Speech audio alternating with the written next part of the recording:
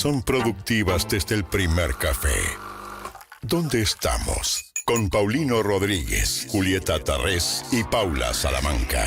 El punto de partida de tus días. Información precisa y lo que necesitas saber para proyectar tu actualidad. ¿Dónde estamos? Hasta las 10. Un nuevo punto de vista en Now 97.9. Tu nueva radio. Muy buenos días, bienvenidos y bienvenidas. Esto es ¿Dónde estamos? Así arrancamos esta mañana de miércoles 27 de mayo. Semana complicada porque es corta para muchos, pero es larga para nosotros. Bienvenido, Mariano, ¿cómo estás? Hola, Juli, buen día. Querido. ¿Qué tal? ¿Todo bien? Con poca voz, pero estoy bien. ¿Cómo estás vos? También, un poca voz, pero bien. Y vos con falta de sueño. Yo además falta de sueño, sí, terminamos tarde ayer. ¿Qué partido te tocó? Fui a La Plata para Copa Libertadores, para la agónica clasificación de Estudiantes, que le ganó sobre la hora 1-0 al equipo de Independiente Medellín de Colombia y pasó los octavos de final, así que se vio una fiesta sobre el final del partido en La Plata. Ahí estuvimos y bueno, hasta que terminamos la transmisión en Fox, llegué a casa, me acosté, 3 de la mañana. 3 de la mañana. Y acá el señor a las 6:30 ya estaba sentadito en su lugar de trabajo. Te felicito. Gracias. Bueno, Marianito Almada nos va a ayudar con todo el deporte mientras Paula Salamanca está de viaje hasta el viernes. Sí, está hoy a la noche, tiene partido Paulita en Uruguay, Otra que Copa no Libertadores. No sé, sí. el fútbol los tiene mal traer Sí, a los Peñarol. dos. Paulita va a estar en Peñarol y con Independiente Santa Fe, equipo colombiano, de donde es ella, de Bogotá. Sí. Hay que ver de quién es hincha. Yo no sé de quién es hincha. ¿Nunca le Colombia. preguntaste? No. Pero es que le vamos yo a preguntar. soy poco futbolero. Hay que ver si lo quiere decir, ¿eh? Bueno, vamos Yo a ver. respeto a los colegas que no dicen de cuadro son, lo respeto mucho. Ella dice que es de River, bueno, pero de River no cuenta en Colombia. Ah, claro. Que viva. Así cualquiera, yo también soy del Real Madrid, da igual. Bueno, siendo las 7:01 de la mañana, así arrancamos esta mañana media lloviznosa en la ciudad de Buenos Aires, al menos en la zona de Palermo, hace 12 grados de temperatura. Seguramente la temperatura vaya a subir, pero la humedad se va a quedar. No sé qué pasa con la niebla. ¿Vos viste niebla? No, hoy no Neblina. tanto como ayer. Ayer fue tremendo, hoy ya no tanto viniendo para acá. Bueno, pero parece que va a ser una jornada inestable.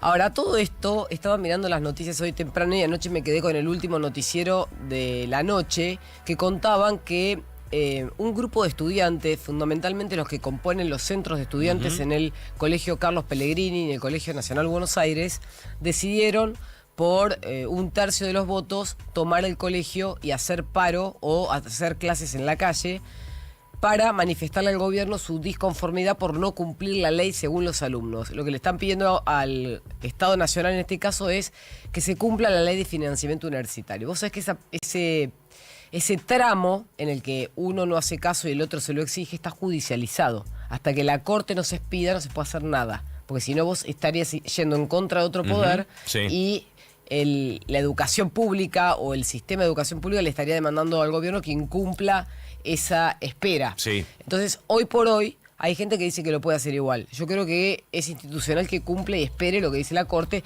Primero porque le conviene, porque sabe que si la Corte le da el aval a favor, no tiene que pagar. O tiene que darle el presupuesto asignado hasta ahora.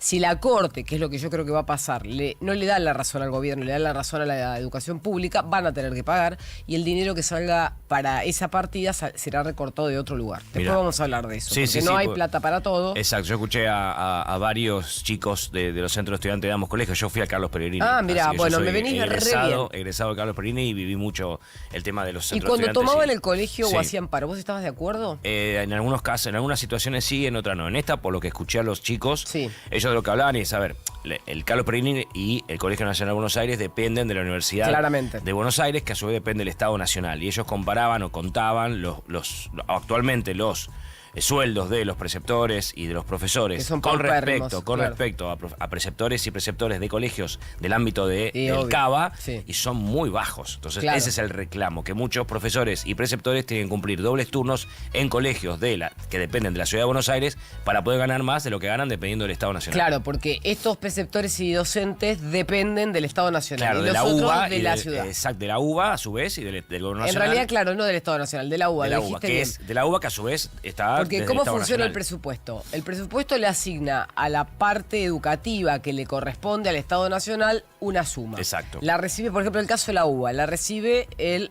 rector de la UBA. Exacto. El rector la tiene que administrar y distribuir entre los docentes y profesores de las universidades de distintas facultades y después baja a los colegios universitarios, en el caso que dependan de la UBA. Como son el Carlos Pellegrini y el Nacional de Buenos Aires. Bueno, claro, el problema es que de esa cantidad de plata hay personas que cobran mucho dinero y otras que no cobran nada, como vos marcás. Exacto. Entonces, el reclamo, en lugar de ser a la autoridad máxima de la entidad, es al Estado Nacional. Claramente. Y acá, claramente, hay una complicación adicional, que es que el Estado Nacional no cumplió algo que decidió el Poder Legislativo. Exacto, es así.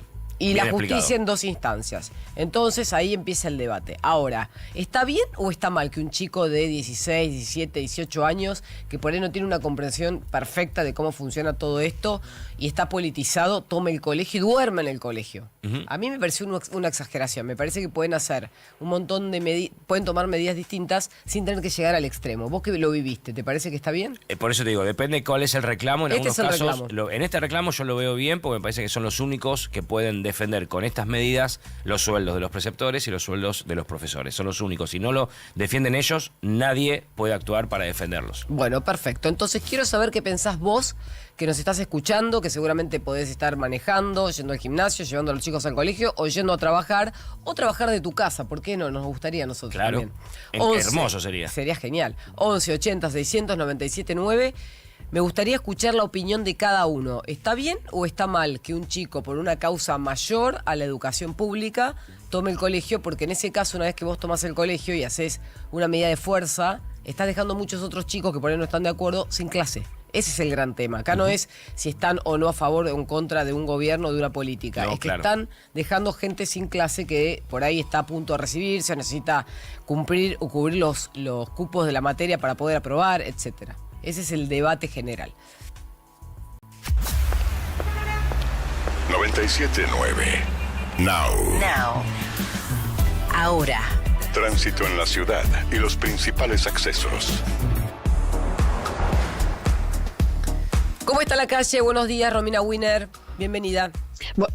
Buenos días, Julieta. Bueno, ya empieza bastante imposible, te diría, la Panamericana. Hay 3 choques entre la bifurcación de los ramales de Pilar y Campana y 197, todo mano a Capital Federal. Ese tramo está al rojo vivo, muchísimas demoras y tránsito reducido por los incidentes viales. Así que salgan con tiempo los que vienen por el corredor del norte. Además se suma otro choque con una moto en Avenida General Paz y López de Vega, mano a Lugones.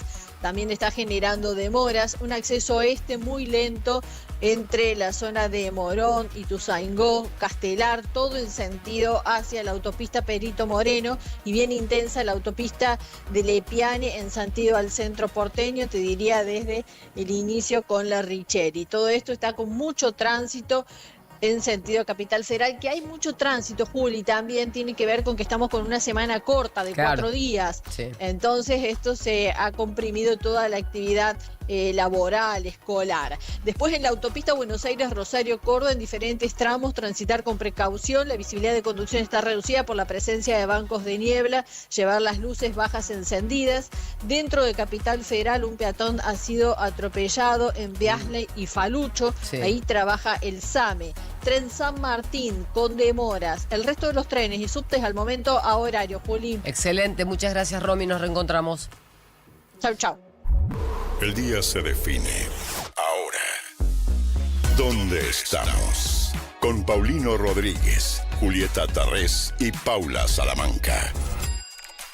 Now, 97.9.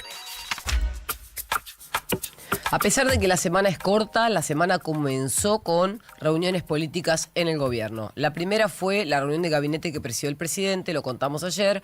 Ayer se reunió la mesa política y básicamente se concentró en los proyectos que envió el viernes el Ejecutivo a la Cámara de Diputados, en la mayoría, y algunos, creo que uno, a senadores. Se trató de los temas legislativos que mencionamos ayer. Los 4 de la lista son el Super Rigi, que se va a debatir en comisión, la ley de ludopatía, una reforma de la ley de etiquetado frontal, que parece que es una derogación finalmente, y la ley de lobby, que hasta ahora nunca se había discutido abiertamente, y esto va a llevar muchos días de debate.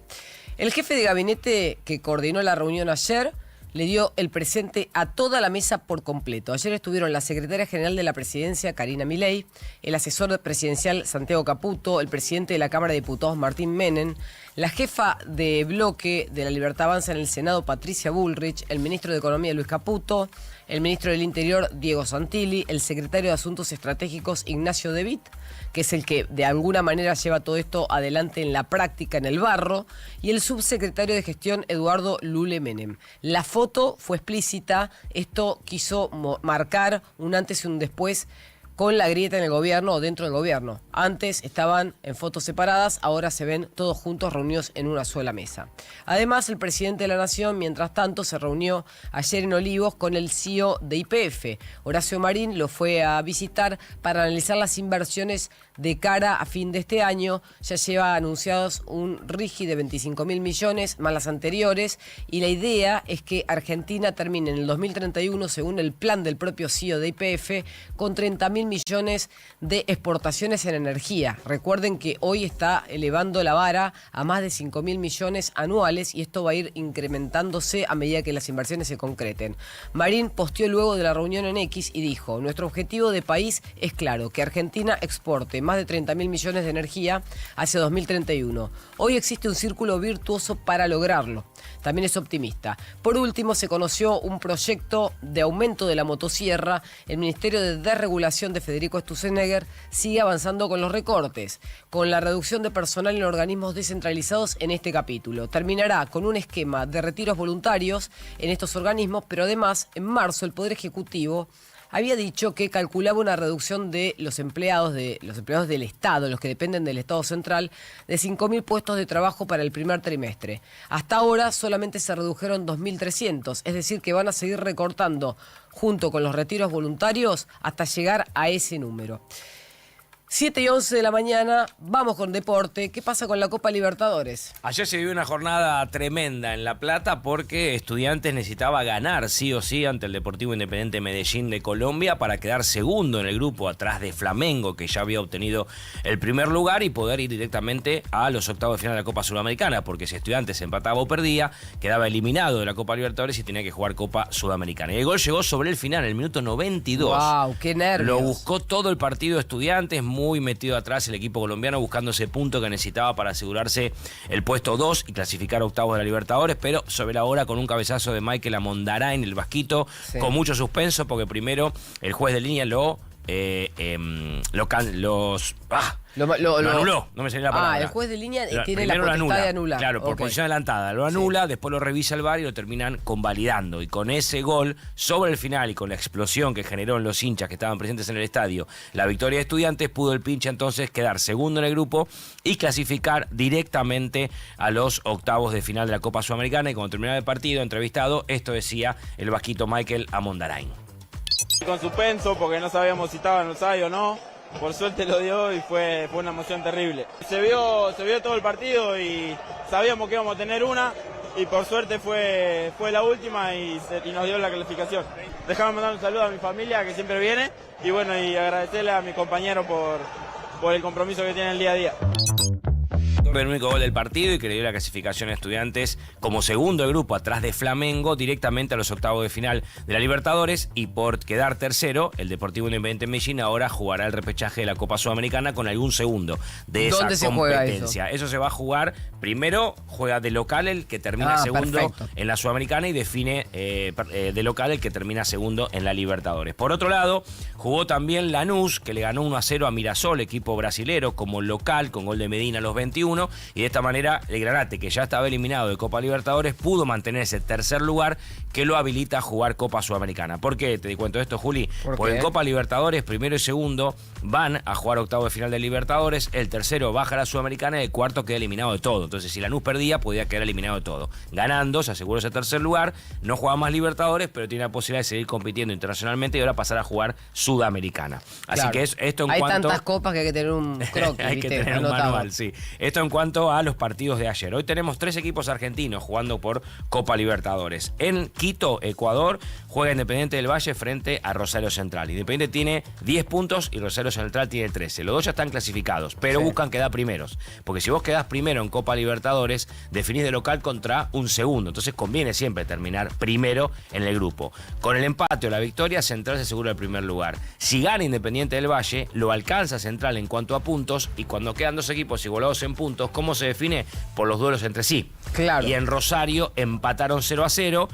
Y si gana Liga de Quito, por esa victoria, entonces va a quedar primero Liga de Quito. Por eso Central necesita empatar o ganar para terminar primero. Si pierde, va a quedar segundo. Después juega Platense con Corinthians en Brasil. Platense ganando se asegura el segundo lugar del grupo. Empatando o perdiendo depende de lo que pase en el otro duelo que van a jugar. Precisamente como hablamos antes, en Uruguay, Peñarol e Independiente Santa Fe de Bogotá, donde va a estar Paulita haciendo el campo de juego. Y por último, Independiente Rivadavia, ya clasificado, ya asegurado primero, cierra el grupo cumpliendo su partido con Bolívar. Es el último encuentro que se va a jugar hoy en cuanto a los 3 equipos argentinos por Copa Libertadores. Después te voy a contar de Copa Sudamericana. Excelente. 97.9 Now. Ahora, pronóstico del tiempo. 7:15 de la mañana, 12 grados en la ciudad de Buenos Aires. Me gustaría saber qué piensa Ezequiel Marcuzzi respecto de esta temperatura, qué va a pasar hoy y cómo está el resto del país. Bueno, pienso que va a subir la temperatura. Muy buenos días. Muy buenos días. Mariano, ¿cómo andan? Bueno, si va a subir la temperatura, se va a mover poco el termómetro porque la máxima está tan solo 4 o 5 grados como mucho. O sea que 16, 17 va a ser la máxima de hoy. Lo que sí, está reducida la visibilidad en sectores. No se nota tanto hoy, esta mañana, en la ciudad de Buenos Aires y alrededores, pero sí en la provincia de Buenos Aires. Por ejemplo, en Las Flores, ahora 200 kilómetros hacia el sur por Ruta 3, sí, 100 metros es la visibilidad allí. Nada. O sea que no la es ciudad de Paulino. Sí, la ciudad de Paulino, correcto. Claro. O sea que si en este momento una persona en Las Flores nos está escuchando y tiene que salir a la ruta, tiene que saber que a 100 metros no ve nada. Sí. Exactamente, o si uno se dirige hacia allá también, cuando tengan pensado eso. Y en el tramo Ruta 9, hacia Rosario, por ejemplo, también hay sectores en que la visibilidad está más reducida que otros. Se ve, por lo menos en imágenes de satélite, cómo va cambiando la densidad de esta niebla, así que es muy importante. Hay una advertencia, recordamos, ¿no?, del Servicio Meteorológico Nacional para gran parte de la provincia de Buenos Aires, gran parte también de Santa Fe, Entre Ríos y el sur de Corrientes. Pero bueno, todavía este fenómeno se va a ir modificando en las próximas horas, hasta que alcancemos la mínima, tal vez en la próxima hora se alcance la menor visibilidad en algunos sectores, y después hacia media mañana o mediodía empezará a disiparse. Excelente, Ezequiel, nos reencontramos. Hasta luego. ¿Dónde estamos? Con Paulino Rodríguez, Julieta Tarrés y Paula Salamanca. El día ya está en marcha. Now acompaña. Bueno, quiero decir que me encanta el programa, pero sobre todo llamo porque están hablando de los colegios que dependen de la UBA, y en particular hay un tema que me preocupa muchísimo, que es que mi hijo estudia en la Facultad de Ciencias Exactas y Naturales de la UBA en la carrera de computación y no tuvieron clases durante todo el primer cuatrimestre. Van a perder el cuatrimestre porque ya los profesores dijeron que no van a tomar examen y no van a necesitar clase. No fue nunca a la facultad de este cuatrimestre. Sin embargo, buenos o malos, los sueldos los docentes los cobraron. Bueno, gracias. Mi nombre es Carolina.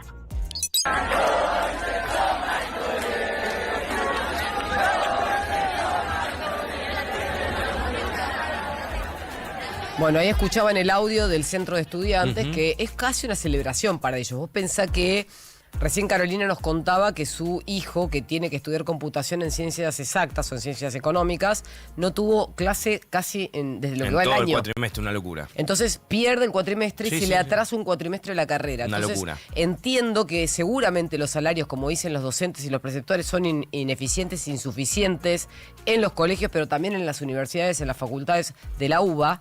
Digo la UBA, pues estamos poniendo este ejemplo. Es que todo tiene que ver con todo, porque los dos colegios donde hay tomazón dependen de la UBA, entonces todo tiene que ver con lo mismo. Está bien el reclamo, no está bien interrumpir la actividad. O sea, vos podés reclamar después de la actividad todos los días si querés. Hacer una manifestación, una movilización constante en la puerta del colegio, en la puerta de la Casa Rosada, en la puerta del Ministerio de Educación, siempre, todos los días, sin dejar de dar clase. No es necesario interrumpir la actividad porque estás perjudicando a alguien que quizás necesita recibirse y tiene otros planes en la vida. En este caso, totalmente de acuerdo, porque es una locura que durante todo un cuatrimestre no tengan clases. Es una locura. En el caso de los 2 colegios que empezó la toma ayer, me parece que es un reclamo justo por un par de días. Pero yo entiendo, mirá, me voy a poner en este lugar. Sí. Yo entiendo que el reclamo sea justo. Me parece que antes de tomar la última instancia hay un montón de otras instancias previas. Es que ya no sé si ya se liquidaron todas esas instancias previas. No creo. Esto viene de la época que yo iba al colegio, por eso te estoy hablando. A eso voy. Esto viene de esa época. Pero, yo egresé en el año 90 bueno, justo. En el Mariano 90 me está egresé de dando la Pellegrini. razón. Este problema no es de este gobierno. Este problema viene de hace 30 años. Sí, entonces, si el problema viene... Perdón, el problema de la educación en Argentina, claro, de es la una salud degradación pública en Argentina es una degradación desde que yo de tengo décadas. uso de razón. Exacto. Entonces, si este problema lo venimos arrastrando y ahora se está tratando de pedir que haya auditorías en todo el uso del dinero público que va a estas instituciones. Yo no digo que lo usen mal, porque hay algunas universidades públicas que funcionan perfecto. El tema es que se han denunciado a rectores que cobran más de 13, 14 millones.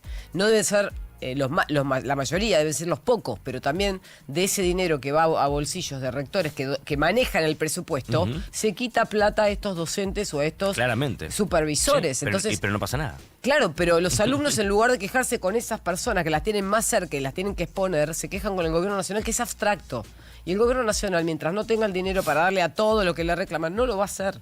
Entonces, creo que tendremos que entrar un poco más en la madurez social. Cuando reclamamos, seamos más pragmáticos. No digo que no reclamar, digo ir al punto. Si yo tengo que reclamarle el sueldo a mi empleador, no voy a ir al gobierno a pedirle que le diga al empleador que me aumente el sueldo. No, lo que se hacen acá es visibilizar la protesta. Ese Está es el bien. principal hecho por el cual se toman los colegios, porque si no se toman los colegios, la protesta no tiene visualización. Con eso coincido. Los medios no le prestan atención a este tipo de cosas si no hay una manifestación en la puerta, porque, mira, ayer a la noche había móviles de todos los canales. Exactamente. Acá nos están dando mensajes en YouTube. Me tomo un recreíto para leerlos, Joaco. Claramente va en contra del gobierno porque no les gusta, dice Fernández, L. Fernández. Puede ser, no lo sé, creo que también, como dice Mariano, hay un reclamo de fondo. Esto viene de la época que yo fui al secundario Carlos Perini. Yo fui al secundario del 86 al 90, fui parte en algún momento del centro de estudiantes y esto viene de esa época. La educación pública es un problema de arrastre que tiene nuestro país. Bueno, Jean Antonio dice, ¿cómo opinar de salarios si hay fondos suficientes, si no hay rendición de cuentas, si sabemos lo que hacen los ingresos? Quizás podremos tomar una opinión justa o dar una opinión justa, porque también es cierto. Sí, claro. Los que estamos afuera y no conocemos los números, estamos opinando a ciegas o estamos diciendo lo que creemos que pasa en función de todas las voces que opinan.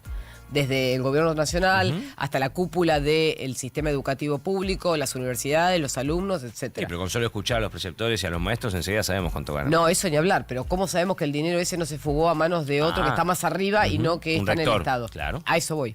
Después dice, si quieren solucionar el problema de las tomas, cumplan con la ley y listo, dice Soy Claudia. Perfecto, son todas las opiniones que tenemos. Nos gustaría seguir escuchándolos, 11 80 697 9, 7 y 22 de la mañana. Ya venimos. Now. Bienvenidos a bordo de la promo mundial YPF. Les solicitamos abrochar sus cinturones y llenarse de energía para alentar a los campeones. Vení a YPF, raspa y viajá. Hay un ganador por semana. Los campeones te están esperando. Vení a YPF y viaja a alentarnos. Promoción Argentina llena de energía. Aplica condiciones y limitaciones. Más información, estaciones adheridas en API, YPF Sociedad Anónima. Con los años, tu memoria y atención pueden nublarse. El cerebro comienza a dar señales de pérdida de rendimiento. Centrum Silver tiene una exclusiva fórmula de 24 ingredientes con luteína, zinc y alto contenido de magnesio que ayudan a proteger la memoria, atención y concentración. Está científicamente comprobado que ayuda a desacelerar el envejecimiento cognitivo hasta en un 60%. ¡Próbalo! Ahora, un nuevo mundial se empieza a sentir. Y Now va a estar junto a Juan Pablo Varsky. En vivo desde Estados Unidos, Canadá y México, cubriendo el evento deportivo más importante del año. Toda la actualidad del Mundial de Fútbol 2026 está en Now 97.9. Tu nueva radio. Nos acompaña Aperol. Tiempo de rituales, tiempo de disfrutar. Marcelito, grieta nueva en casa. Fácil, Poximix. Mirá que desde las que arreglás se vuelven por el movimiento. Entonces, el nuevo Poximix sella grietas y fisuras. Proba el nuevo sellador pintable de Poximix para grietas flexibles. Poximix, sabe de paredes. Ahora es cuando todo cuenta. ¿Dónde estamos?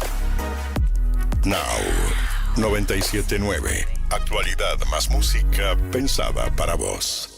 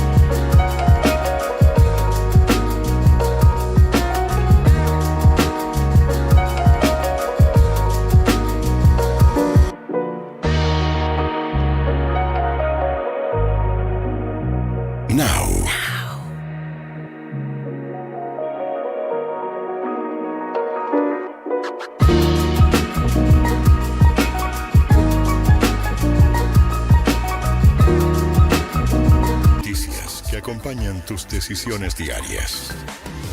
¿Dónde estamos? La mañana de Now. 97.9.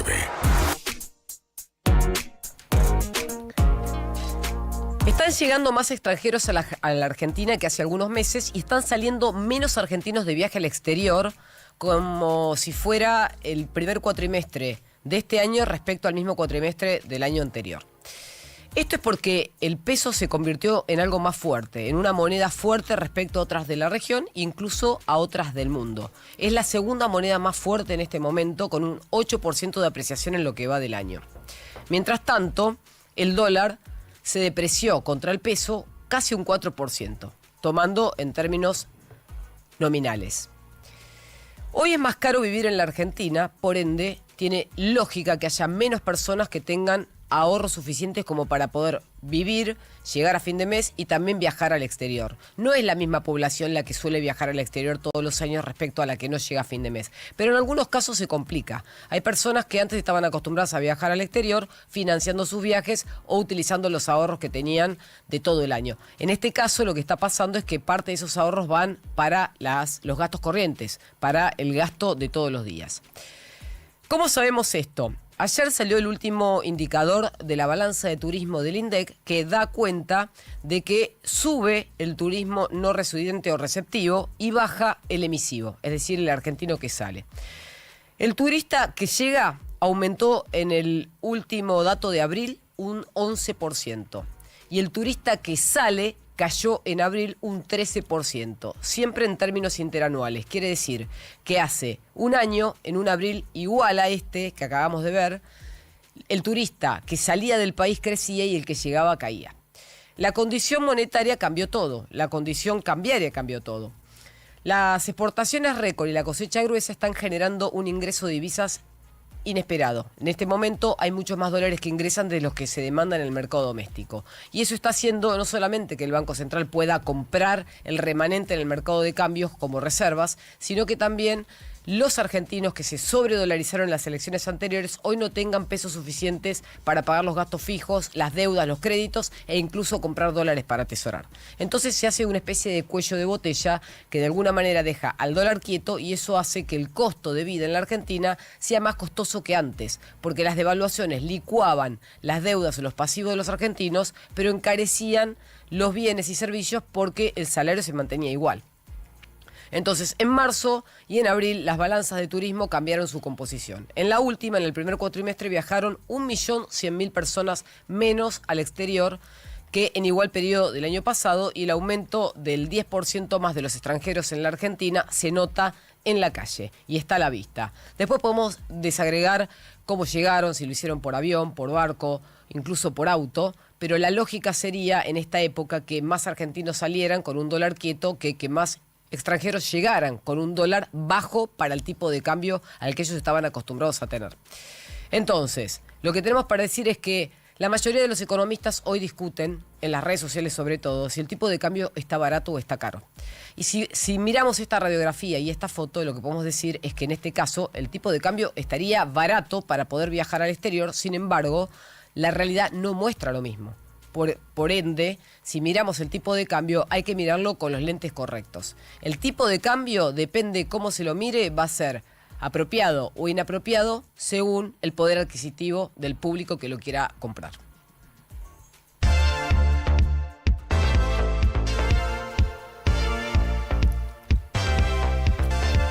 Ya hablamos de la Copa Libertadores y de la clasificación de Estudiantes y del partido de Lanús que se aseguró el tercer lugar y por cuánto va a jugar entonces la Copa Sudamericana. Y ahora vamos a hablar precisamente de esta competencia que ayer tuvo actividad para los equipos argentinos. Riestra cerró su primera participación internacional de su historia, empatando como visitante con Palestino en Chile. De esta manera ya estaba eliminado Riestra, pero por lo menos no quedó último en el grupo, terminó tercero, dejando cuarto precisamente al equipo chileno con quien ayer se enfrentó y empató 1-1. Y después se dio un papelón con San Lorenzo Almagro, increíble el partido que pierde el Ciclón. El Ciclón, antes de empezar esta última fecha, estaba primero en el grupo. O sea, ganando se aseguraba ese primer lugar. Empatando hasta podía quedar también primero dependiendo de otro resultado, y si perdía podía quedar eliminado. Bueno, terminó perdiendo San Lorenzo y quedó eliminado, porque en el otro partido, al ganar Santos y golear, el equipo brasilero quedó en el segundo lugar y San Lorenzo quedó tercero y eliminado. O sea, pasó de estar primero y de depender de sí mismo para clasificar, y hasta con el empate poder clasificar a perder. Con Recoleta. Que el papelón había sido porque había manifestaciones violentas. No, tiene que ver con el rendimiento deportivo. El rendimiento deportivo. Ahora, esto no es el fútbol. El fútbol es así, ¿o no? Sí, pero cuando vos llegás a la última fecha de local, dependiendo de vos mismo, enfrente teniendo a Deportivo Recoleta, equipo paraguayo que está jugando por primera vez una competencia internacional. Claro, no estamos hablando enfrente de un equipo con historia, que jugó muchas competencias internacionales, no. Un equipo que debutó en la Copa. ¿Qué le pasó? Jugó mal. Y terminó perdiendo por 1-0. Y además pudo haber perdido 2-0, porque el arquero San Lorenzo en el segundo tiempo detuvo un penal. Y la verdad que la gente se fue muy enojada, insultando a los jugadores, insultando al cuerpo técnico. La verdad fue una noche pésima del equipo y un papelón lo que vivieron, que, insisto, con el empate clasificaba a San Lorenzo. Ni hablar ganando, terminaba primero, pero con el empate terminaba segundo. Bueno, terminó perdiendo el equipo, y esto decía cuando terminó el encuentro, conferencia de prensa, su técnico Gustavo Álvarez. No, la sensación después de la derrota y de la eliminación no es otra que la tristeza, ¿no? Y en los malos momentos hay que dar la cara. Normalmente suelo irme a vestuario rápido, pero si el equipo pierde y pasa lo que pasó hoy, me parece que hay que irse todos juntos y con la cabeza en alta, aceptando la reprobación. Esto es lo que decía entonces el técnico. Como decía, cada vez que termine el partido, él se va rápido al vestuario para que se queden los jugadores festejando. En la derrota prefirió quedarse y salir todos juntos para poner la cara ante los insultos del público a San Lorenzo, que se fue muy enojado anoche del Pedro Videgain por esta eliminación insólita de San Lorenzo, que, insisto, dependía de sí mismo y quedó eliminado frente a un equipo paraguayo que debutó en Copa Sudamericana en esta edición, primera competencia internacional de su historia. Hoy tenemos participación de 3 equipos argentinos en Copa Sudamericana. A las 19 juegan 2 que ya están eliminados. Barraca Central visitando Vasco da Gama en Río de Janeiro, y Racing como local frente a Independiente Petrolero de Bolivia. Y después a las 21:30 juega River, después de lo que fue el golpazo que recibió el equipo millonario por la pérdida del torneo de apertura el pasado domingo en Córdoba ante Belgrano. Hoy recibe a Blooming de Bolivia, que ya está eliminado, que tiene un solo punto en la competencia. Sí. River, con un empate, se asegura el primer lugar en la Copa Sudamericana, que es lo que necesita el equipo de Codet, también ganando obviamente, pero en el empate ya se asegura ese primer lugar. Perdiendo, uno cree que no va a perder frente al equipo, insisto, Blooming, que tiene un solo punto en 5 partidos, contra River, que tiene 11 en 5, uno cree que no va a perder el equipo millonario. Por eso, ganando o empatando se asegura el primer lugar, perdiendo dependerá de lo que hagan en el otro encuentro que se va a jugar en Venezuela, Carabobo frente a Bragantino. La noticia en los convocados de River que llamó la atención fue que no está entre la lista de citados Juanfer Quintero, lo que me parece que da la sensación de que frente a Belgrano, en esos pocos minutos que jugó, fueron los últimos de Juanfer en esta segunda etapa en River, y buscará nuevos horizontes el jugador colombiano. Now, en WhatsApp, 1180-697-9. Buen día, ¿cómo va? La verdad es indignante que un grupo de personas tomen la decisión de cortar la educación por intereses propios, porque sinceramente acá están perjudicando a todos los alumnos, así que no me parece una medida justa, sinceramente. Gracias por los audios, obvio. Gracias por los mensajes. Y respetamos las opiniones de todos, por supuesto. Claramente. De hecho, en esta mesa hay 2 opiniones distintas y nos llevamos fantásticamente bien. Sí, además, quiero aclarar algo para que se entienda. Yo no pertenezco a ningún partido político, nunca pertenecía a ningún partido político. Cuando yo fui parte del Centro de Estudiantes de Carlos Perini en mi época, era porque quería que haya mejor salario y mejor presupuesto para educación, y todavía no lo hay, y estamos hablando que yo crecí en el año 90. Claro. Es un problema de arrastre que tiene nuestro país, tanto en educación como en salud pública. Bien, excelente, Mariano, gracias. Para todos aquellos que están siguiendo la discusión, 1180-697-9, nos pueden grabar mensajes y de paso los leo en YouTube. Ahora sí tenemos noticias internacionales, porque mientras en la Argentina pasa... No, perdón, las voces de los protagonistas. Yo voy cambiándole los bloques a Joaquín, casi me mata. Perdón, mala mía. Tenemos a los protagonistas que en audios nos van a ir contando las cosas que fueron pasando durante el día de ayer y la mañana de hoy.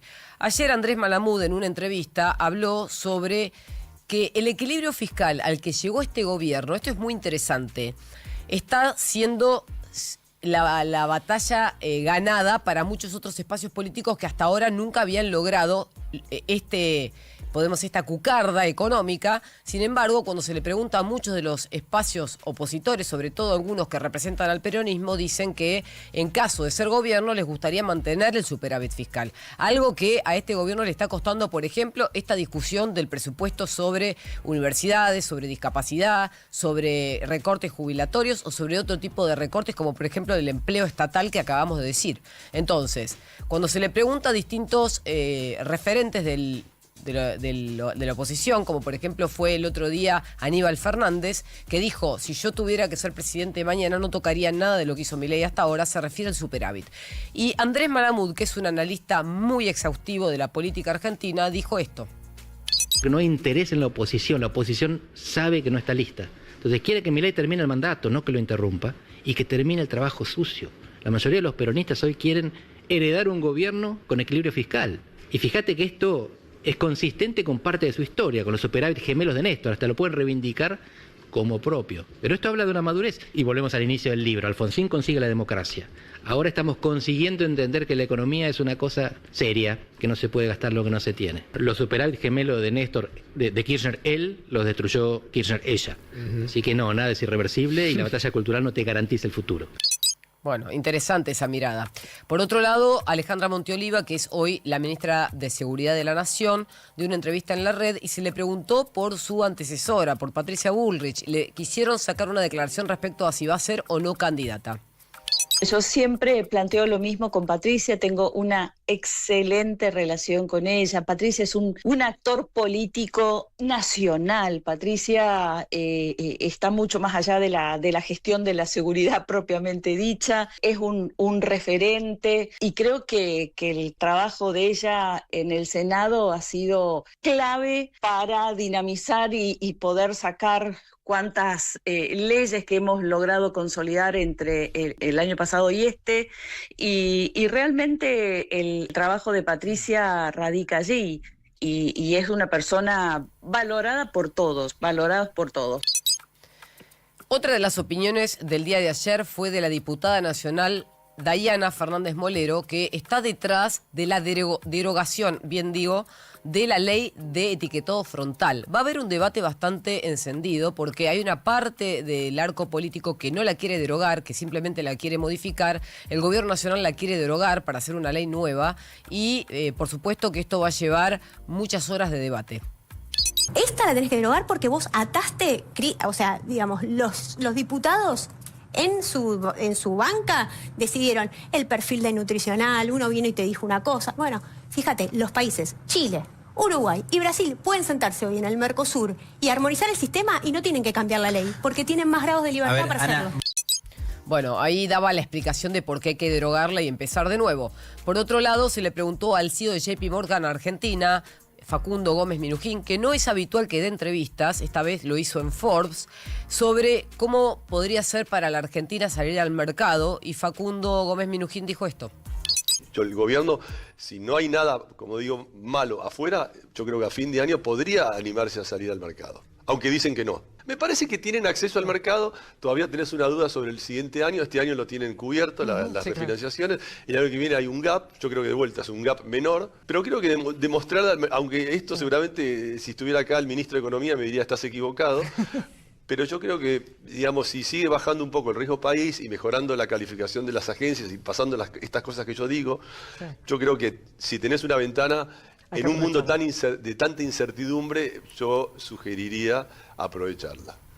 Bien, ahí lo escucharon, es el referente de uno de los bancos de inversión más grandes del mundo y está convencido que Argentina a fin de año, antes de entrar en el proceso electoral, podría salir a los mercados de capitales para colocar deuda y de esa manera liberarse de este peso del pago constante todos los meses. El director de economía de Fundar es Guido Sack, que fue miembro del equipo económico de Martín Guzmán en el gobierno anterior, habló sobre los años en que la Argentina dejó de crecer.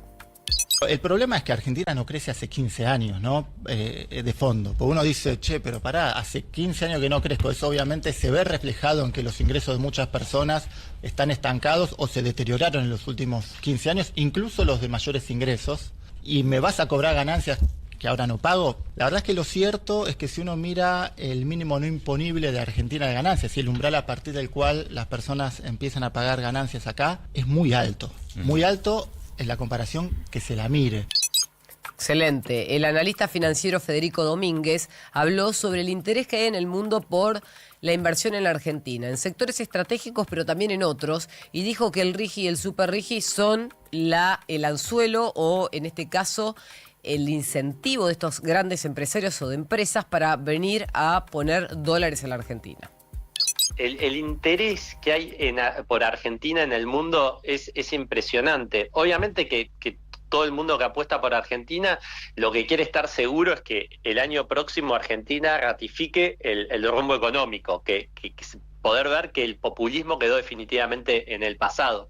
Pero las condiciones de Argentina en cuanto a recursos naturales, alejado de los focos de conflicto y el rumbo que plantea el presidente Milei es algo que si se sostiene en el tiempo, Argentina realmente es de los países que más va a poder crecer en el mundo, y eso afuera se lo entiende muy bien, por más de que en Argentina muchos, por nuestra historia, todavía les cuesta ver este proceso con escepticismo, ¿no? Por las dificultades del día a día.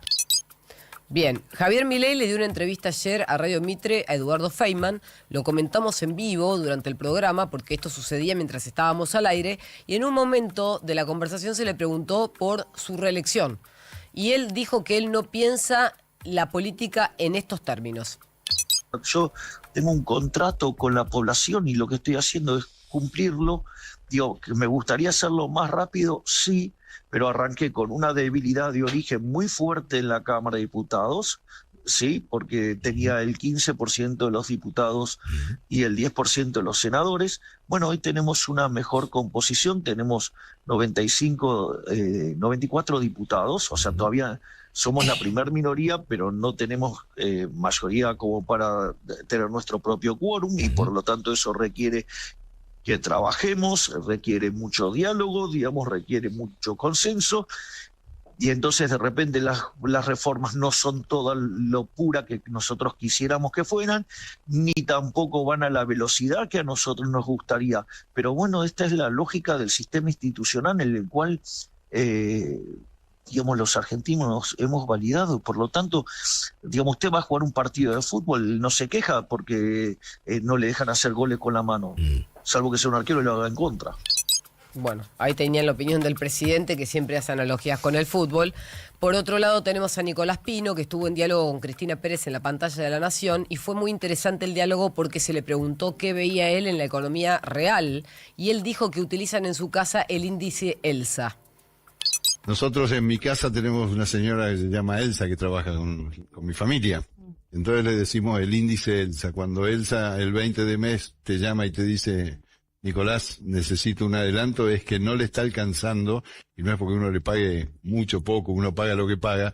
Es importante que busquen la forma de que a la gente le empiece a rendir más la plata en el bolsillo. Y Elsa está llegando al 20, decís. 22 llegó este mes. 22. Sí. Bueno, aumentarle un poco el sueldo también. Bueno, tenés un punto. Bien, ahí hubo una chicana con un chiste con alegría, pero es cierto que esas personas que están muy justas a fin de mes llegan, según las estadísticas, al día 20. También es cierto que hay mucha gente que opinó ayer en una encuesta diciendo que no llega a fin de mes, y después cuando se le preguntaba por quién había votado, el 95% de los que no llegaban a fin de mes eran votantes de la oposición y el 62% eran votantes del gobierno. Así que ahí, en este caso, en el caso de Pino, claramente es un caso real porque lo está contando de primera mano, pero hay un montón de otros casos en los que hay personas enojadas con el gobierno que siempre van a opinar en contra, más allá de lo que pase con la economía real. Por otro lado, y para finalizar, tenemos la voz del vicepresidente senior de Rystad Energy para Latinoamérica. Es una compañía que da servicios de energía en el país y en otros países de la región. Él se llama Ernesto Díaz y en una entrevista en streaming dijo que la oportunidad que hoy tiene la Argentina en materia energética es única. oportunidades a nivel mundial que no estamos aprovechando y estamos en una buena posición de aprovecharlas. Por ejemplo, la energía para los data centers de inteligencia artificial. Es un gran tema de discusión a nivel mundial. Latinoamérica está capturando muy poquito de eso y Argentina prácticamente nada. Y podemos esperar a que pasen las elecciones, que pasen los gobiernos y demás. Pero es una oportunidad que hay hoy y ponés países como Paraguay, donde el presidente Peña viajó a Silicon Valley a principio de año, ahora viajó a Taiwán, hizo un acuerdo aprovechando la energía de Itaipú, por ejemplo.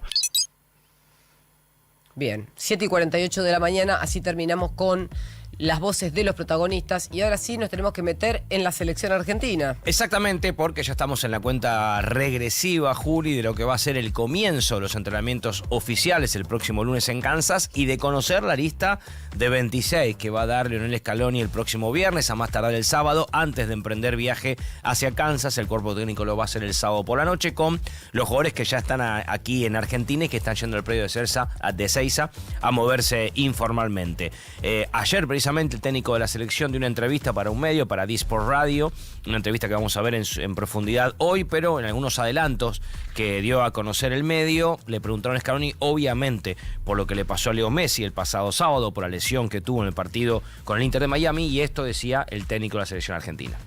Bueno, estamos viendo el partido acá en el predio y bueno, nos dimos cuenta que pidió el cambio y que no estaba bien. Las primeras noticias no son tan malas, lógicamente que preferiríamos que no le haya pasado nada, así que ahora esperar qué evolución tiene y sobre todo que le van a hacer nuestro estudio, imagino, y ver si realmente es así como dicen. Lógicamente a todos nos hubiera gustado que llegue sin ningún tipo de problemas, pero bueno, no está siendo así, no solo con él, con la mayoría de jugadores que han tenido problemas todavía no están del todo recuperados y la meta nuestra hoy es intentar recuperarlo y que llegue lo mejor posible. Recordemos, Juli, que son 9 los jugadores de la selección argentina hoy que están con algunos problemas físicos. Difícil, que todos, ¿no? Sí, 9, todos van a. 11. Sí, 9. Bueno, 9 sí, en realidad 9 de 26. 50. Sí, 9 de 26. La primera lista no es grande. Claro, la primera lista que se dio fue de 55. Claro. De esa lista se hace un corte de 26 y el tiempo máximo para presentarse el próximo sábado. ¿Y estos 9 se toman de los 26 o de los 50 totales? No, de los 9 que están lesionados hoy son parte de los 26 que yo creo que van a estar en el Mundial, por eso preocupa. Fíjate, Dibu Martínez, Cuti Romero, Nahuel Molina, claro, Marcos Acuña, Gonzalo Montiel, son Nico casi Paz, todos titulares. Leo Messi, Julián Álvarez y Nicolás González. Son claro, jugadores que van a estar en el Mundial, pero todos van a llegar para el debut. Quizás no están en los dos amistosos que se van a jugar ahora el 6 de junio frente a Honduras en Texas y el 9 de junio frente a Islandia en Alabama. Muchos no van a estar en estos dos partidos. Pero hay fecha FIFA, hay que aprovechar para jugar amistosos. Por eso, Lionel Scaloni va a llevar, como yo te conté ayer, un grupo de 6-7 jugadores para que estén ahí junto con la selección principal, con los 26 para todos amistosos. Y si alguno se manca y no llega al Mundial, lo tenés a mano para reemplazarlo. Quien también habló fue Julián Álvarez, le dio una entrevista a la FIFA. Bien. Y esto dice el jugador del Atlético de Madrid. A ver. Bueno, como argentinos siempre la ilusión está y siempre pensamos en ser campeones, así que no va a ser de otra forma. Queremos llegar a la final. Sabemos que no es fácil, que es un mundial, que los detalles cuentan mucho, que puede pasar cualquier cosa, pero nada, preparándonos de la mejor forma y pasito a pasito. Competimos y compartimos también dentro de la cancha con Lautaro. Pero nada, es un placer, creo que bueno, cuando hemos jugado juntos lo hemos hecho muy bien y cuando le toca a uno al otro, lo importante es que todos queremos lo mejor para el equipo, para sumar, y también esa competencia interna hace que el otro crezca, que sea mejor cada día. Bueno, siempre ha pasado en todos los equipos que cuando hay esa competencia interna tan grande y tan sana hace que todos mejoremos y crezcamos más, así que eso es lo más importante. Esto dijo entonces la Araña, que será su futuro después del Mundial. Es una incógnita, no se sabe si va a seguir en Atlético de Madrid, pero ya tiene la mente puesta en lo que va a ser la Copa del Mundo, quien va a luchar seguramente con Lautaro Martínez para ver quién es el centro delantero de la selección argentina. Así que esperamos por la lista de 26, que se va a dar el próximo viernes, como mucho el sábado, el viaje del cuerpo técnico con los jugadores que están en nuestro país el sábado a la noche y ya el comienzo el próximo lunes de los entrenamientos en Kansas. Primero los dos amistosos, como decíamos, el 6 frente a Honduras en Texas y el 9 frente a Islandia en Alabama y después el gran debut del Mundial el próximo 16 frente a Argelia en Kansas. Excelente resumen, Mariano. Y ahora sí, en un minuto les cuento 3 títulos de los diarios norteamericanos, entró en vigencia una nueva normativa de la administración Trump que obliga a los ciudadanos extranjeros a tramitar y aplicar sus green cards exclusivamente desde embajadas o consulados en el extranjero. Esto es para evitar que lleguen personas sin documentación y que después se quedan en algunos estados que los alojan, en algunos casos con el asilo político, y el gobierno quiere evitar que sigan entrando extranjeros sin documentación al país. Por otro lado, la Casa Blanca reconoció en una conferencia de prensa que avanza con la organización de una cumbre en Miami con una docena de presidentes aliados de América Latina. El primer invitado fue el presidente Javier Milei. El eje central de esta reunión o de este evento va a ser coordinar acciones ante el avance de China en la región y la escalada geopolítica con Irán. O sea que sigue de fondo el tema geopolítico para Trump, incluso incluyendo a lo que se llama el backyard, que sería el patio trasero. Y ayer, la última novedad respecto a la guerra con Medio Oriente, lejos de sentarse a negociar y de firmar un acta de paz, Estados Unidos bombardeó el sur de Irán. Pese a las negociaciones en curso, aparentemente se habrían bloqueado justamente por este bombardeo. Los ataques provocaron que Teherán advirtiera que se reserva el derecho de represalias, complicando las conversaciones para poner fin a la guerra. Eso dicen los diarios esta mañana. Y los mercados en Irán anticipan un avance diplomático, mientras que la bolsa ayer en Estados Unidos dio un visto bueno de llegar al fin de la guerra, o al fin, por lo menos, de este conflicto antes del Mundial. Romina Winner, ¿qué novedades?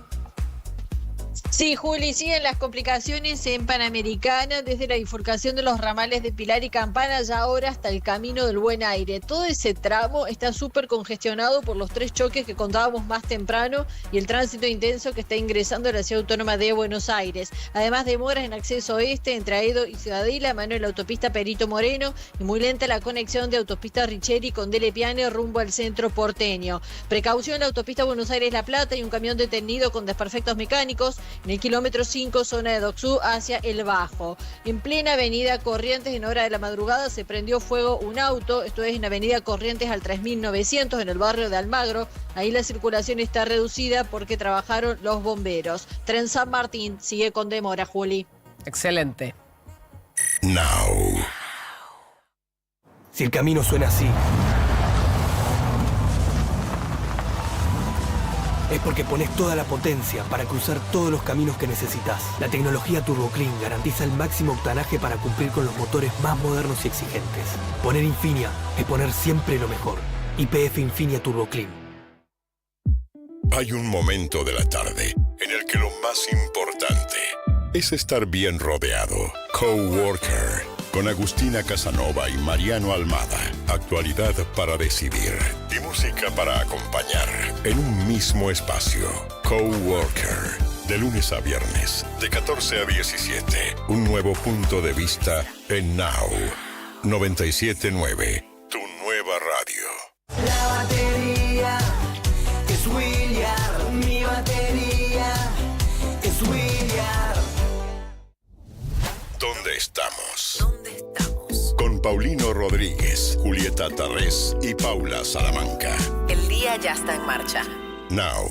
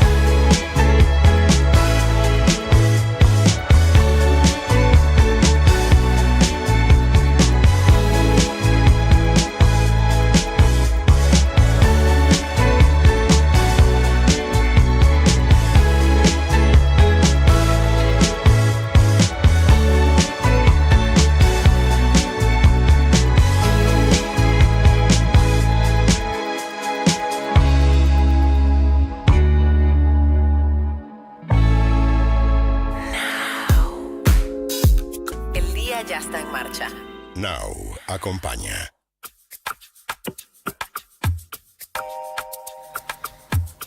¿Qué tal? ¿Cómo les va? ¿Qué dicen? Bienvenidos, muy buen día. 8 de la mañana en la República Argentina. Nos sumamos. Hola, Juli, ¿cómo estamos? Buen día. Bienvenidos a los dos, buen día. Hola, Juanjito, querido, ¿cómo estamos? Buen día.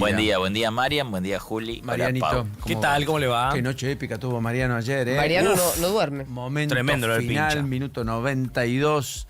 ¿Vos estabas viendo en vivo? No, pero algo. Ah, porque Pero lo relata como si hubiera estado ahí, ¿viste? Sacó a relucir en vivo todo el historial copero y Estudiantes se metió en la nueva fase de la Copa Libertadores de América. Toda la mística pincharrata ayer en el Estadio 1, en ese gol de Amondaray en el minuto 92 con suspenso, porque primero fue anulado por el juez de línea, después convalidado por el VAR, pero Estudiantes se metió en la próxima instancia de la Copa. Así que fue épico lo que hizo el pincha. Que casi la antítesis de lo que ha pasado con San Lorenzo. San Papelón habla y cuenta Olé esta mañana. Chau Sudamericana, dice el título central, y fue un golpe muy importante, cayó de local 1-0 con Recoleta. Sí, además de bajo fuste, de baja estofa, bajo historial. Imagínate que es la primera vez que compite internacionalmente el equipo paraguayo, y además San Lorenzo empezó la fecha primero en el grupo, o sea, hasta con el empate le alcanzaba para pasar. Y no terminó pudo. Perdiendo y eliminado, o sea, esto es un golpe deportivo y económico muy grande para el club. Para un club que tiene elecciones el próximo sábado, y lo mata políticamente al presidente, creo. A Constantino, sí. Que es el actual presidente, que al mismo tiempo es el hombre que, está en funciones en el gobierno de la Ciudad de Buenos Aires, también. Que ha hecho algunas reformas, etcétera, que intentó darle impulso incluso a la gestión de San Lorenzo, en una elección que está bastante finita y que tiene a varios actores, varios protagonistas. 5 candidatos, entre ellos el histórico César Francis. Exacto. Pero me hablaron de alguien que podría pugnar palo y palo con el propio Constantino, sí. Que es alguien que hizo mucho por el regreso a Boedo de San Lorenzo, que es un histórico, va a ser una elección muy, muy finita, digamos, pero el sábado hay elecciones en San Lorenzo, Julio, todo esto, y esto es un baldazo de agua fría para la comisión directiva, porque en general, cuando vos vas a votar en un clima adverso en términos deportivos, los resultados suelen ser bastante esquivos a los oficialismos de turno. No va a ser la excepción, porque además viene de una situación económica muy crítica el club, que no ha podido hacer refuerzos en algún momento, que ha estado realmente con muchos pasivos y con muchos problemas para hacer incorporaciones.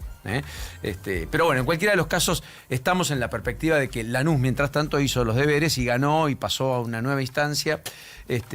O sea, quedó afuera de la Libertadores, pero mantiene las chances de jugar, y así será, la Copa Sudamericana lo que resta del año. Claro, Lanús necesitaba ganar para mantener ese tercer lugar y no quedar eliminado como San Lorenzo de cualquier competencia internacional. Tenía que ganar el equipo Renati, y lo hizo, terminó tercero, ya estaba eliminado de Libertadores, pero ahora va a jugar Sudamericana. Marcelo Culota.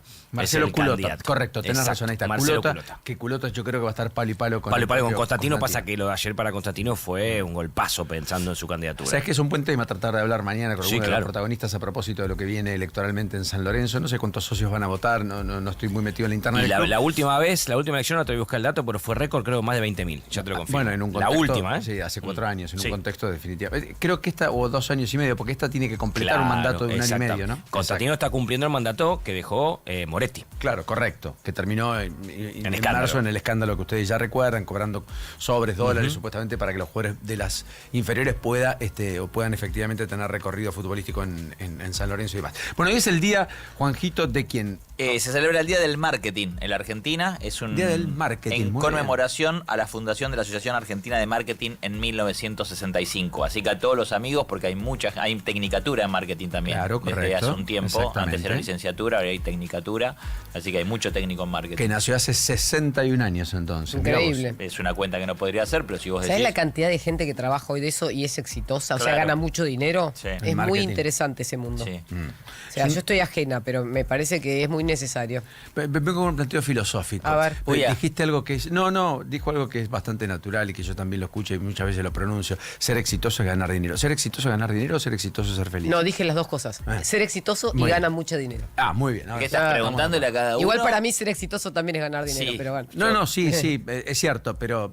¿Qué es la prueba del éxito? No, exitoso profesionalmente, que tiene desafíos y que los puede solventar o que los puede no sé, Mira, se me ocurrió un enigma interesantísimo para el 1180-697-9. ¿Qué es ser exitoso?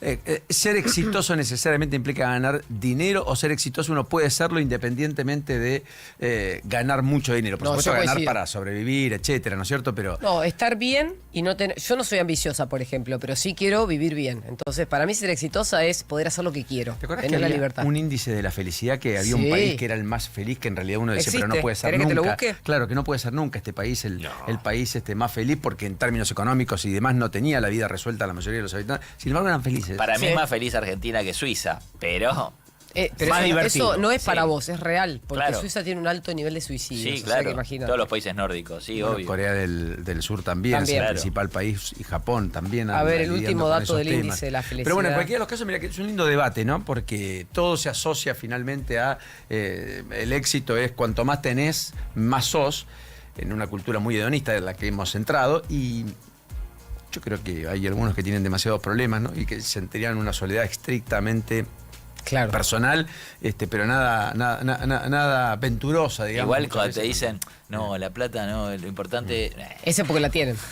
Cuando te dicen eso porque tienen. Claro, tienen mucha. Por supuesto. Estoy hablando de estando arriba de las necesidades básicas satisfechas. Claro, él estando llevó en una capacidad y calidad de vida de clase media. No, y aparte se fue del éxito a la felicidad, que son para mí conceptos distintos, pero pueden ir unidos. Claro, es cierto, tenés razón, porque uno puede ser muy exitoso en algo y ser un y miserable. eso tiene un correlato en ingresos. Conozco también. Pero no ser feliz. La palabra, padecerlo. Miserable y como que pensaste. Sí, pero porque me acuerdo de gente. Sí. No, Juli. No, hay gente exitosa, miserable, chicos, sí. Sí, obvio. Vamos. ¿Quisieras contar? No les voy a mandar al frente. No, okay. Pero acá te busqué el dato. Mira, Muy temprano. Informe Mundial sobre la Felicidad de 2026. Esto lo hace la Universidad Británica de Oxford.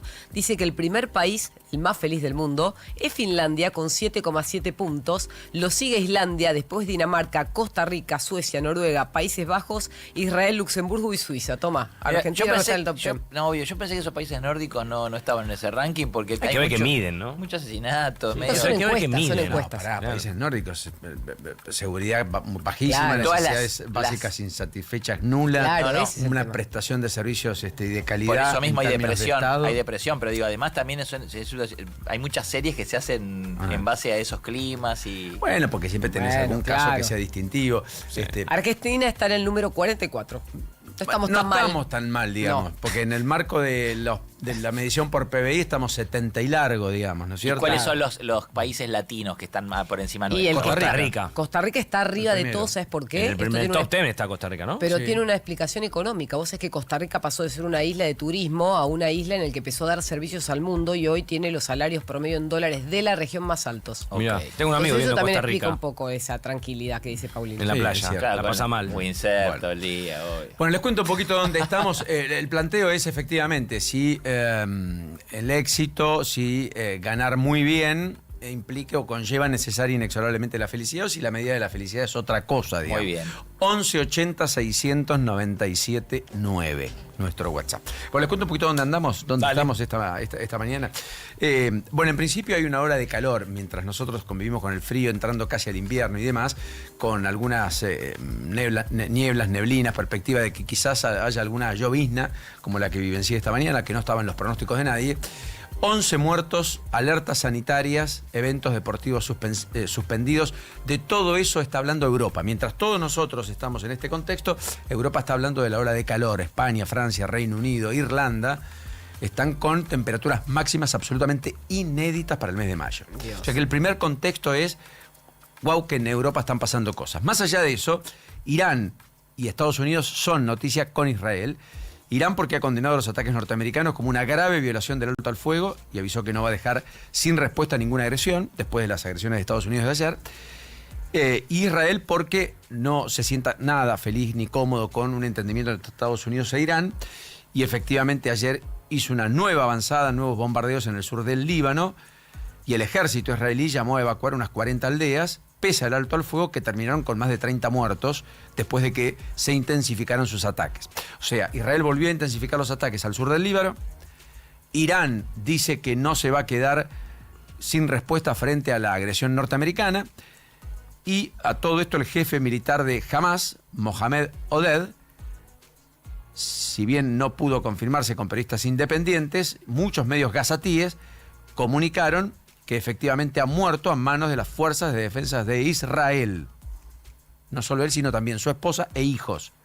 Y el primer ministro Benjamín Netanyahu y el ministro de Defensa israelí Katz prometieron que Israel seguirá persiguiendo a todos los que participaron en la masacre del 7 de octubre del 2023. Ustedes recuerden que generó toda la escalada de violencia que después propinó Israel hacia Hamás y por lo tanto en la franja de Gaza, con el correlato de los muertos, miles en Gaza, muchos niños, con una destrucción también muy fuerte en términos edilicios.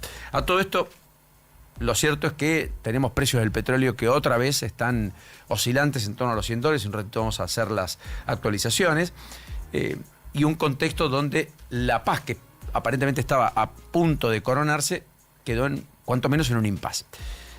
Más allá de esto está el tema Bolivia, donde el Congreso autorizó a Rodrigo Paz a desplegar las Fuerzas Armadas y declarar el estado de emergencia en un país donde siguen los bloqueos, donde siguen las complicaciones, donde siguen los enfrentamientos, el riesgo de desabastecimiento, y muchas misiones diplomáticas han suspendido las tareas, las actividades, y muchos se han tenido que refugiar en sus propias embajadas, en una situación cada vez más caótica para poder transitar, estar en el espacio público, en una constante de ataques, bloqueos, enfrentamientos que no cesa desde hace más de 3 largas semanas en Bolivia. O sea, Rodrigo Paz logra una sanción del Congreso autorizando el despliegue de Fuerzas Armadas, la declaración del estado de sitio, procurando despejar la vía pública, cosa que por ahora no ocurre, con una tensión que no cesa sino que se agrava. Y por último, hablando de estos temas, efectivamente ayer Vladimir Putin promulgó una ley en Rusia, por parte de ambas cámaras del Parlamento, que habilita intervenciones militares fuera de Rusia para defender a sus ciudadanos. ¿Escucharon bien? O sea, el Parlamento ruso le validó en ambas cámaras a Putin la posibilidad de intervenir militarmente fuera del país cuando estén agredidos sus ciudadanos. Obviamente, con el margen de arbitrariedad en la interpretación que esto conlleva, uno podría pensar que Rusia al menos está habilitado para avanzar en cualquier región del mundo, si es que lo considera suficiente después de lo que pasa en Ucrania desde hace ya, ustedes saben, largos 4 años, 5 años prácticamente. Bueno, así que un poco ese es el contexto internacional. Trump, mientras tanto, hoy está recibiendo a Bolsonaro hijo, que le va a disputar el poder a Lula da Silva 3 semanas después de haber recibido a Lula. Todo esto en el despacho Oval, para básicamente, entre otras cosas, creo mostrar un respaldo en la región para un Bolsonaro que le va a sentar más cómodo a Trump que Lula, que ha sido un presidente siempre incómodo, más allá de que la última reunión salió todo fenomenalmente bien, que Lula terminó acordando determinados aspectos y que estuvieron 3 horas, no 1 hora, 1 hora y cuarto como estaba previsto originalmente. Bueno, ese es el mundo. El mundo está en este contexto bastante belicoso, con situaciones bien complejas, con olas de calor en Europa y con la situación que nosotros estamos buscando finalmente contarles cada día, que es bien compleja y muy adversa. Más allá de eso, estamos en el plano de la Argentina. Nosotros tenemos nuestras cosas. La advertencia violeta por nieblas en el AMBA continúa, y también en distintas provincias, lo ha contado Ezequiel Marcus, y en un ratito vamos a repasar, porque finalmente también hay algunas complicaciones esta mañana. Después tenemos tristemente la tragedia de Bariloche, donde hallaron el cuerpo descuartizado de Ana Lía Corte, que la estaban buscando desde hace ya varias semanas, nosotros lo habíamos contado. Finalmente fue en un descampado en la zona cercana al cementerio. Los familiares reconocieron a la víctima. Todo esto en el transcurso de esta mañana. Se desconoce el motivo. Hay una investigación en curso, pero es un tema recontra delicado y muy triste de esta mañana. Como así también lo que sucedió en un pueblo en Santa Fe, en la localidad de Grutli, donde un chiquito se muere, 8 años, porque se atraganta con una bolita. Estaba jugando a las bolitas, intenta, se lo lleva a la boca, se atragantó. Ay, Dios. Fue trasladado de urgencia a Esperanza, pero no logró sobrevivir, un pueblo muy cercano de esta población rural en el interior de la provincia de Santa Fe, 8 años. Y después, por cierto, se ha confirmado otro caso de tuberculosis en una escuela de Mar del Plata. Tuberculosis. ¿Cuánto hacía que no hablábamos de casos de tuberculosis? Desde la institución aseguraron que ya tomó intervención el Consejo Escolar, la región sanitaria octava, etcétera, pero en una escuela en Mar del Plata detectaron un caso de tuberculosis. Mientras tanto, en medio del brote de hantavirus, otra escuela en La Plata, la tercera, está en alerta por la aparición de ratas y familias de la escuela número 21 de Los Hornos denunciaron la presencia de roedores y por tanto reclamaron la desinfección urgente en medio del temor por el hantavirus, por lo tanto hoy no se está dictando clases. Eso fue ayer, con lo cual hoy vaciaron de contenido la escuela para hacer la limpieza general. Y esto ha sido más habitual de lo que uno cree. Incluso en colegios porteños que han suspendido también, colegios privados, las clases durante un día para hacer la desratización, para evitar todo tipo de presencia de roedores que pueda eventualmente gestar la suspicacia de contraer ni más ni menos que hantavirus, que hemos tenido el caso del crucero, pero no solo el caso del crucero, sino 7 víctimas fatales en la Argentina, con un mapa que se ha extendido en términos de contagios, detecciones, un poco más allá de lo que venía ocurriendo en los últimos años. Bueno, y después en Brasil se conoció la prisión preventiva para el arquitecto santiagueño que discriminó a un chiquito de 7 años en Brasil. Eso es terrible. Eduardo Ignacio Muria, 63 años, va a seguir detenido, también santiagueño. Qué particularidad, más allá de Agustina Páez. Mientras avanza la investigación en la justicia de Minas Gerais. Recuerden que estaba en un tren, saca fotos, se divierte en un grupo de WhatsApp con sus amigos, hablando de un chiquito al que estaba fotografiando a bordo de este tren turístico. Hubo muchísimos y miles de mensajes racistas en los que describía como un esclavo. La madre detecta todo esto, ¿no es cierto? Sí. Y entonces pide tener acceso al celular, da cuenta de esta situación. Cuando le incautan el celular, lo revisan, encuentran todos estos mensajes. A partir de allí vino la imputación penal, la prisión preventiva y la detención. ¿Se entiende? Bueno, más allá de esto está el caso el tema de la gripe A. Cuidado, porque estamos entrando en los fríos intensos y demás. Han confirmado otra muerte en Rosario y crecen las infecciones respiratorias. Otro de los títulos esta mañana en los diarios del interior. El nuevo boletín epidemiológico provincial puso el foco en el aumento de casos, que por cierto alcanza un 95% entre la última semana y la anterior. O sea, casi se han duplicado los casos. Hay que vacunarse. En particular, la persona que muere es un hombre de 64 años, oriundo de Rosario, que tenía EPOC, la enfermedad pulmonar obstructiva crónica, y no contaba con la vacunación efectivamente antigripal actualizada. Yo me vacuné y sobre todo después de la vacuna pensé que iba a tener alguna recaída. No la tuve, después me resfrié el fin de semana, pero es un resfrío. Pero gripe no me agarro por la vacuna. Bueno, o sea que tenemos algún caso de hantavirus en perspectiva por los roedores en las escuelas, con escuelas que no han dictado clases esta mañana. Tenemos un nuevo caso de tuberculosis en Mar del Plata, que no escuchábamos hace mucho tiempo, después de varios casos en el norte del país. Tenemos gripe A en Rosario y el boletín epidemiológico que confirma un aumento de casos y al mismo tiempo un deceso de un hombre de 64 años. Y también tenemos la prisión preventiva de este arquitecto santiagueño que discriminó al chiquito de 7 años en Brasil, en Minas Gerais. En términos más medulares, más estructurales, ¿qué tenemos en la Argentina, política, social y económicamente hablando? Bueno, que los docentes han anunciado una medida de fuerza de 24 horas para el viernes en todas las universidades públicas del país, a propósito de un tema no zanjado, que es el presupuestario, pese a la ley que votó el Congreso, revirtiendo finalmente el veto presidencial. Que está en la Corte, como ustedes saben, ya está a despacho, entró hace 2 semanas. No creo que haya definiciones la semana próxima, no está Rosati, está de viaje, por lo tanto da la impresión que hasta entrado el mes de junio no habrá pronunciamiento de la Corte, quizá ni siquiera antes de la feria judicial de mediados de julio. Por lo tanto, todo esto va a hacer ganar tiempo al gobierno, que en el medio no transfiere las partidas, las casas de altos estudios están al límite. Recuerden que cuando hicieron la última movilización dijeron tenemos fondos para los próximos 30 a 45 días. Ya empieza a agotarse ese plazo. Enorme misterio, enigma, cómo van a seguir adelante dictando clases, pero además cómo van a estar atendiendo a los hospitales que dependen de las universidades a resolver en las próximas semanas. Mientras tanto, el paro es el viernes. Más allá de eso, los alumnos que dependen de la Universidad de Buenos Aires tomaron en el Nacional de Buenos Aires el Pellegrini anoche para exigir que se cumpla la ley. O sea, frente a la radicalización de las posturas del gobierno, es decir, no hay plata y por tanto yo no financio, no pago lo que el Congreso votó, aparece la radicalización de los chicos que dicen, bueno, tomo el colegio. Lo cual naturalmente, en ambos casos, fruto de la decisión del gobierno nacional y de los chicos con una decisión extrema, los perjudicados son los eslabones más débiles, que son los estudiantes, que pierden días de clase, que pierden exámenes, que pierden materias, cuatrimestres, trimestres, la instrucción indispensable para llevar adelante sus carreras, etc. Ahora, todo tiene un germen, y el germen es que el no hay plata en la universidad rige. En otros ámbitos no, pero en la universidad sí. Y entre noviembre del 2023 y mayo del 2026 los salarios cayeron 35%, así que si hay un reclamo legítimo, genuino, básicamente es este. Después vemos la administración de los recursos, que es el 10% del total de recursos que gira el Gobierno Nacional para el funcionamiento de las universidades, que es para el gasto operativo. No, el 90% es salario del personal docente y no docente. Y alguien que está dando clases en la universidad hoy es más pobre que hace 3 años. De hecho, los sueldos docentes están en el nivel más bajo de los últimos 23 años. O sea, así como hay cosas que son producciones récord, nunca antes vistas, qué sé yo, también tenemos el nivel salarial en los docentes universitarios más bajo de los últimos 23 años, no 1, 2, 3 o 10.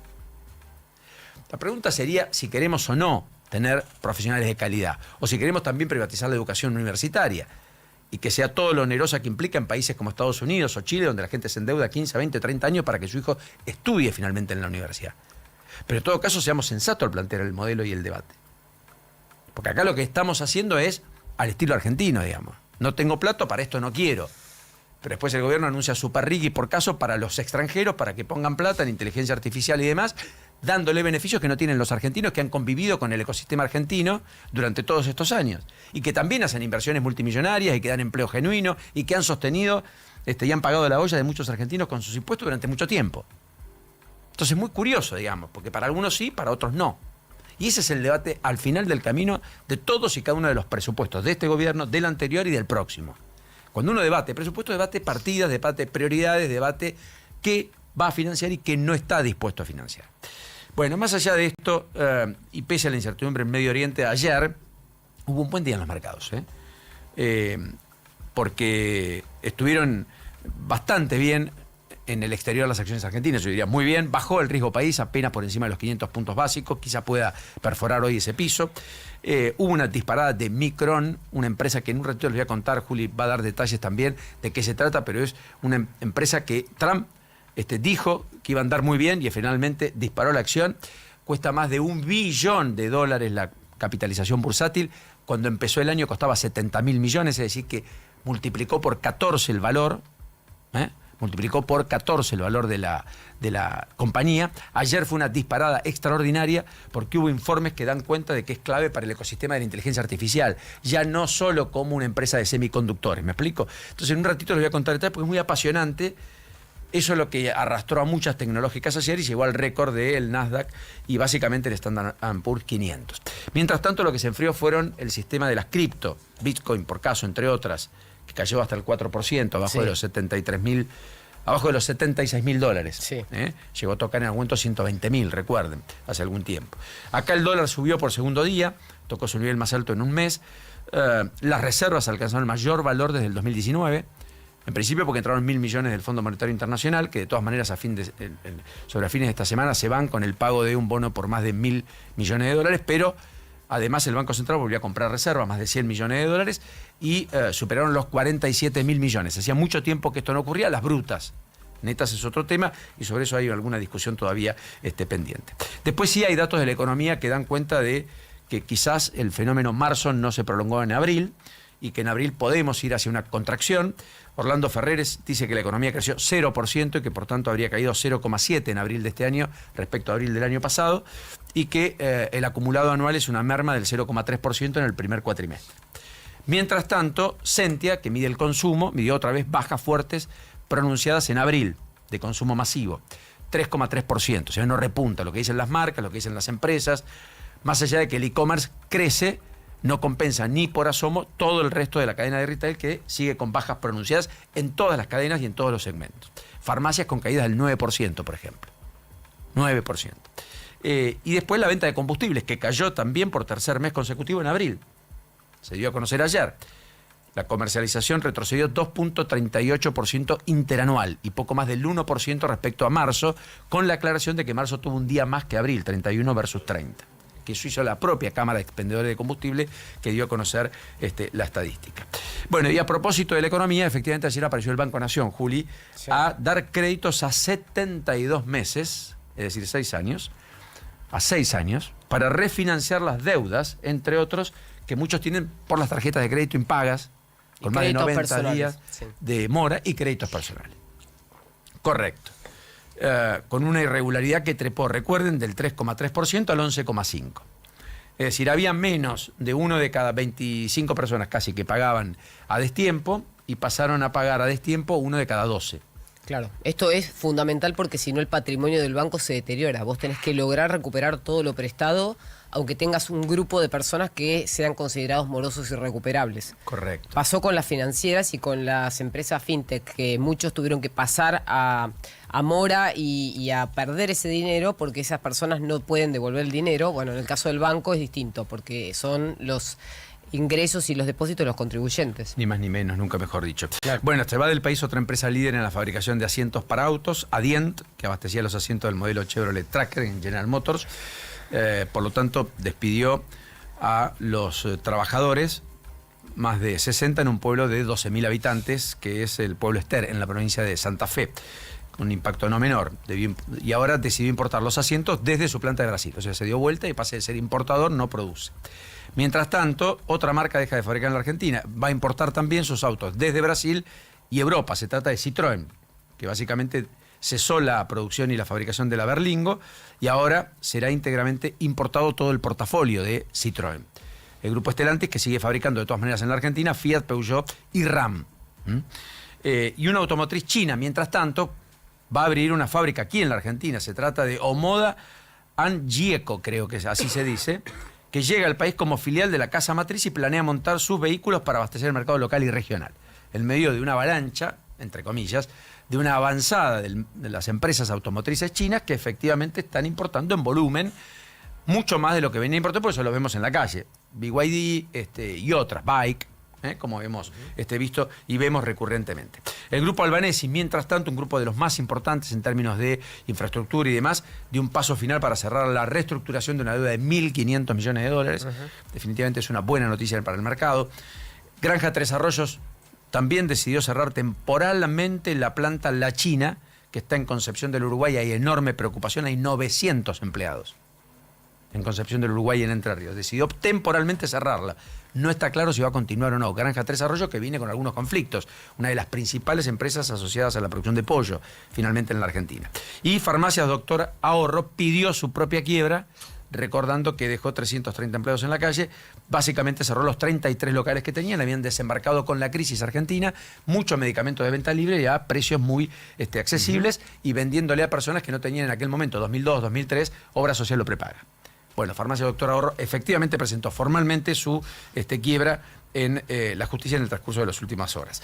Mientras tanto, todo esto sucedía, el gobierno hizo su reunión de mesa política, intentó aplacar las internas. Martín Menem y Santiago Caputo se mostraron juntos, con la intermediación de Milei.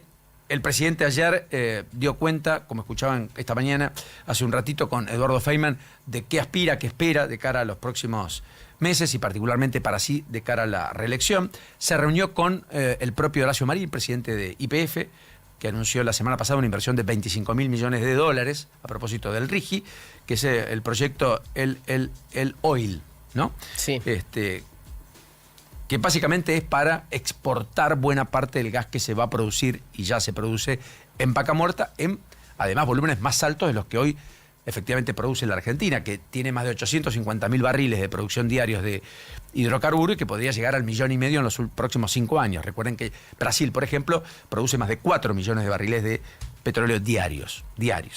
Bueno, el gobierno envió sí al Congreso el proyecto para crear el Superrigi, después les cuento detalles, múltiples beneficios para los que hagan inversiones por más de 1.000 millones de dólares, pensando básicamente en el complejo de inteligencia artificial y algunas otras cosas, pocas.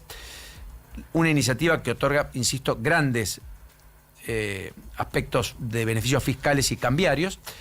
También envió una ley para regular el lobby, que ha generado alguna controversia que en un rato vamos a andar. Quiere derogar la ley de etiquetado frontal, ya formalmente presentó la iniciativa, esto por el Senado. Y también la ley contra la ludopatía, que permite la publicidad de las apuestas online, a diferencia del proyecto de la oposición, que el oficialismo frenó el año pasado, que se cayó porque no pudo ser tratado, no hubo quórum en la Cámara de Diputados, que tenía media sanción del Senado, que prohibía, como ocurre con el tabaco, la publicidad de las apuestas online, que son los main sponsors de muchos clubes y de muchos lugares. ¿Está bien? Así que en un ratito también vamos a hablar de esa situación. Y más allá de eso, obviamente después de lo que ha ocurrido con lo jurídico y lo judicial, donde En la causa AFA, Ariel Vallejo se declaró inocente, evitó responder preguntas frente al juez federal Luis Armela, un rato le cuento detalles. En la causa Cuaderno apareció la ex esposa de Centeno diciendo que fue su testaferro y que la cagaba a trompadas, lisa y llanamente, así lo dijo en el tribunal, Hilda Horowitz, que fue citada a declarar ante los tribunales de Comodoro Pi, y que confirmó que su ex marido utilizó su nombre para muchas cosas. Y después la cuestión vinculada a la investigación en torno al patrimonio de Adorni, Andis, que podría tener novedades procesales en las próximas horas, y qué va a pasar además con las novedades que mañana puedan alumbrarse en el juicio por la muerte de Diego Maradona, que ayer tuvo un capítulo en San Isidro no menor y que en un ratito contamos a propósito de haber declarado, comparecido en carácter de testigo, el médico que fue el que le practicó la última intervención quirúrgica a Diego Armando Maradona. 8:30 en todo el país.